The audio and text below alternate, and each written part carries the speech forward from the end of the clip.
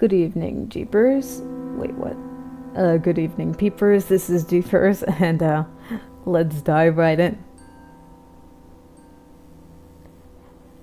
We never open the door when there's only one knock. Please, just let me in. It's getting cold. The voice was familiar, only older than I remembered. Very close to detail. Lala, please! Using my old nickname was a nice touch as well. I sat on the floor next to the door, my arms wrapped around my legs. Of course this had to happen the 1 week my parents left me alone. They hadn't gone on vacation for years. I practically begged them to get away for a while. For their own good. If I called them, they'd come right back. But I don't think that would have helped me anyways. Besides, I wasn't an idiot. I heard the knock, and I knew not to open the door.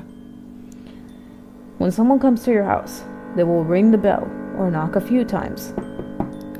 Most people like to play safe and simply use the bell. And then you open the door, as you normally would.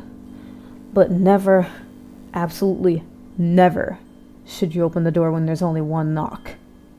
It was the very first thing we were told when we moved into this neighborhood all those years ago. There were a bunch of rumors of people disappearing and suddenly dying after opening their doors, though they all supposedly happened before I've even lived here. I never believed it, not even when I was little. This town was simply insane. Most people here were a little eccentric and unusual. Well, that's what I believed, until I heard my lost sister call for me after the one loud knock on our front door. Please, go away, I whispered. Even after all those years, I recognized her voice. And when I heard it, I jumped right up, ready to open that door wide. But I knew it wasn't her. I had looked through the window. There was nobody at the front door. I don't know how much time had passed before I finally grabbed my phone and called Max, who's not only our neighbor, but is one of my closest friends. She's here, I said. I knew I wasn't making much sense. I didn't know how to word my thoughts. Who? Where? He answered. Ruby. Silence. What? Max started speaking but stopped. She knocked. That was enough information for him. You didn't open, did you? I shook my head, which of course he couldn't see. I'm coming over now, okay? I'm not sure how many minutes passed, but Ruby stopped asking me to open the door. Hey, Lainey, I don't think the bell is working, I heard Max. Maybe they screwed with it? I swallowed. You could knock. There was silence for a little while, followed by one loud thud. When I didn't open the door, the sound of Max started shouting loudly, "Open the fucking door!" His voice became louder and louder until it hit a frequency that almost made my eardrums explode. I didn't move. I didn't speak. And finally, the doorbell rang, and the voice became silent. Slowly I got up from the door to look outside. This time, it was really him. The last time I saw her, we had the biggest fight of our lives. We were sitting in the living room with tea that had already turned cold.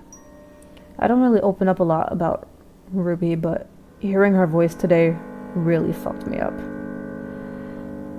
And all because of stupid Jack. Oh shit, wrong voice. And all because of stupid Jack. I rolled my eyes. Max smiled. A boy? I shook my head and laughed. Jack was a stuffed toy in the shape of a pumpkin. I'd never told Max about the fight. In fact, nobody really knew about it except for my parents. Aside from my parents. I loved that damn thing. Won it at a Halloween carnival.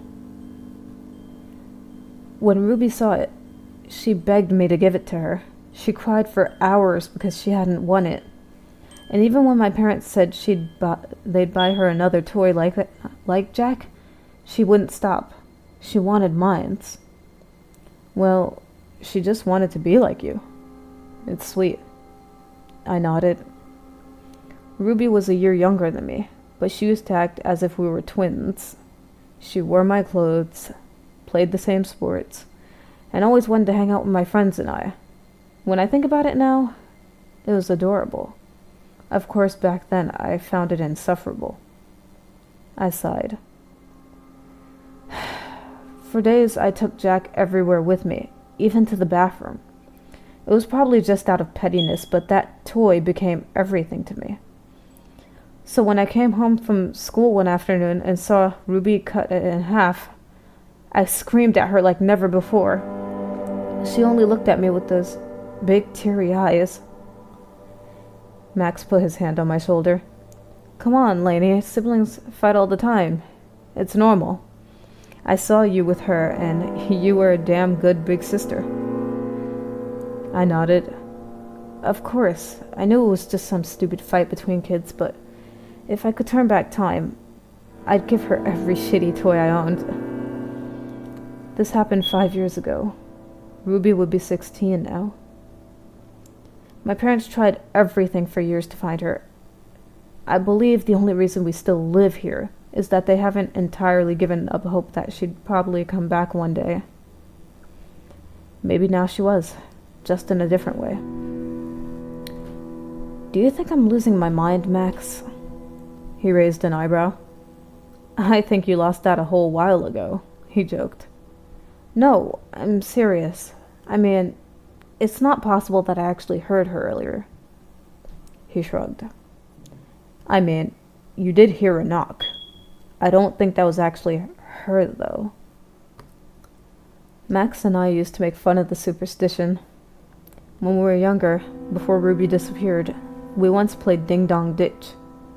After a few houses, Max decided to knock once at the door of our neighbor, Miss Telsky. Someone saw us, though, and Max got the biggest lecture of his life from his grandpa. Like, it was a really big deal. My parents weren't happy either, but Max was grounded for 2 months, during which his grandpa told him all sorts of horror stories from this town. I don't think it was her either, but I do think it was mimicking her. Or trying to, I said. For what it's worth, I think it was smart you didn't open the door. Maybe we're all just a little crazy, but better safe than sorry, right? Max offered to stay the night, and I immediately said yes. We got the air mattress out and watched movies until I started to hear him snoring. The good thing about Max was I never really felt awkward around him. He regularly stayed over when we were little, especially often after Ruby was gone. Having him here really helped against the silence. My mind became easier and my body heavier. Real thoughts started to mix with dreams, and I was beginning to fall asleep. That's when I heard another knock. It came from the front door downstairs, but I heard it loud and clearly. My heart started racing like it did that afternoon. Max, did you hear that? I whispered, but he didn't answer. Lala, it's dark. Please come get me. Ruby's new voice cried from outside.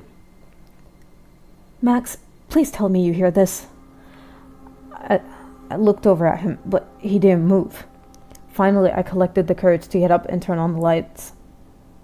The eyes of my friend were wide open, but he didn't speak. He didn't move. I ran over to him and tried to shake him, but his whole body was stiff. Only his eyes moved. Let me in! The voice from downstairs screamed.